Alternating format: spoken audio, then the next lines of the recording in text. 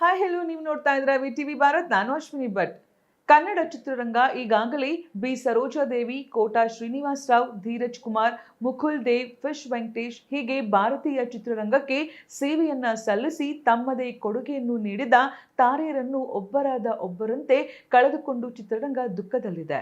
ಹೀಗಿರುವಾಗಲೇ ಇದೀಗ ಕನ್ನಡ ಚಿತ್ರರಂಗಕ್ಕೆ ಮತ್ತೊಂದು ಬರಸಿಡಿಲು ಬಡಿದಿದೆ. ಕೆಜಿಎಫ್ನ ಬಾಂಬೆ ಡಾನ್ ಮತ್ತು ತಮ್ಮ ಕಲಾ ನಿರ್ದೇಶನದಿಂದಲೇ ಹೆಸರು ಮಾಡಿದ್ದ ದಿನೇಶ್ ಮಂಗಳೂರು ಎಂದು ಕೊನೆಯುಸಿರೆಳೆದಿದ್ದಾರೆ. ಮೂಲತಃ ಮಂಗಳೂರಿನವರಾಗಿದ್ದ ದಿನೇಶ್ ಮಂಗಳೂರು ಕಳೆದ ಕೆಲ ಸಮಯಗಳಿಂದ ಅನಾರೋಗ್ಯದಿಂದ ಬಳಲ್ತಾ ಇದ್ರು. ಕುಂದಾಪುರದ ಕೋಟೇಶ್ವರ ಸರ್ಜನ್ ಆಸ್ಪತ್ರೆಯಲ್ಲಿ ಚಿಕಿತ್ಸೆಯನ್ನು ಕೂಡ ಪಡಿತಾ ಇದ್ರು. ಇನ್ನು ಕಾಂತಾರ ಚಿತ್ರದ ಸಮಯದಲ್ಲಿ ಪಾರ್ಶ್ವವಾಯು ಆಗಿತ್ತು ಎಂದು ವರದಿಯಾಗಿದೆ. ಆನಂತರ ಅವರನ್ನ ಬೆಂಗಳೂರಿಗೆ ಕರೆತಂದು ಚಿಕಿತ್ಸೆ ನೀಡಲಾಗಿತ್ತು. ಆನಂತರ ಚೇತರಿಸಿಕೊಂಡಿದ್ದ ದಿನೇಶ್ ಮರಳಿ ಕುಂದಾಪುರದಲ್ಲಿ ನೆಲೆಸಿದ್ರು.